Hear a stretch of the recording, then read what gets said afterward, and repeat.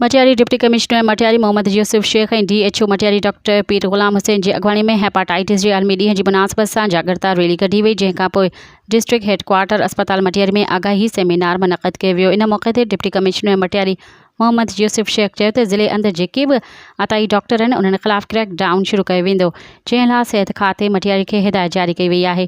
Deputy commissioner Matiari चयो त माण्हुनि खे घुर्जे त हेपाटाइटिस जे टेस्ट लाज़मी कराइनि। सिंध हुकूमत हेपाटाइटिस जे ख़ात्मे लाइ भरपूर क़दम खणी रही आहे। आलमी ॾिहाड़े मल्हाइण जो मक़सदु हिन मर्ज़ बाबति अवाम में सुजागी पैदा करणु आहे त जीअं उहे एहतियाती तदबीरूं इख़्तियार करे सघनि। हिन मौक़े ते medical superintendent doctor Abdul Salam Memon, assistant commissioner Mazahar बुरड़ो समेत डॉक्टर, पैरामेडिकल स्टाफ, आम माण्हू तोड़े ॿिया अमलदार मौजूद हुआ। मज़ीद ख़बरनि ऐं तफ़सीलात लाइ विज़िट कयो असांजी वेबसाइट www.awamiNewsHD.com ऐं ॾिसंदा रहो अवामी न्यूज़ HD।